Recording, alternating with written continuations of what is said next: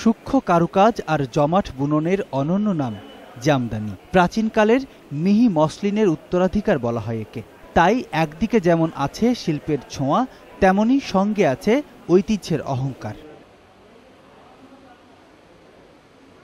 শুরুটা কখন তা জানা না গেলেও কৌটিল্যের অর্থশাস্ত্রে উল্লেখ আছে এই কার্পাসী বস্ত্রের। 1400 শতকে প্রখ্যাত পরিব্রাজক ইবনে বতুতাও প্রশংসা করেছেন জামদানির। তবে জামদানির সমজদার বলা হয় মুঘল শাসকদের। তাই ঐতিহ্যের পাশাপাশি আভিজাত্যেরও প্রতীক এই কাপড়। বাইরে থেকে আসে, তাদেরকে গিফট হিসেবেও জামদানি শাড়ি দেয়, তারাও এখানে এসে সবার আগে জামদানি শাড়িটাই খোঁজ করে। সবার মধ্যে এই ঐতিহ্যটাকে বাঁচিয়ে রাখার চেষ্টা করতে পারি, সেটাতেই আমার মনে হয় ইনশাল্লাহ জামদানি আবার তার আগের ঐতিহ্য ফিরে পাবে। জাতীয় জাদুঘরে চলছে ২৬ দিন ব্যাপী জামদানি বুনন প্রদর্শনী।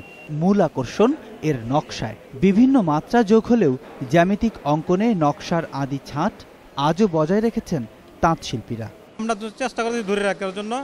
আমাদের এখন এই কাজটা ছাড়িয়া মানুষের বেতন কম হয় দেখে বিভিন্ন কাজ যেতেছে। এটা কিভাবে টিকে থাকবে এদিকে সরকার যদি খেয়াল করে তাহলে টিকে থাকার অনেক সম্ভাবনা আছে। এখন পর্যন্ত মানে আমাদের মসলিনের একটা পার্ট টিকে আছে, সেটা হচ্ছে জামদানি। জাদুঘর যেরকম প্যাট্রোনাইজ করেছে, আমরা মনে হয় মানে আমাদের যে সরকারের অন্য যে অর্গানাইজেশনগুলি আছে সবারই আমার মনে হয় মানে এগিয়ে আসা উচিত।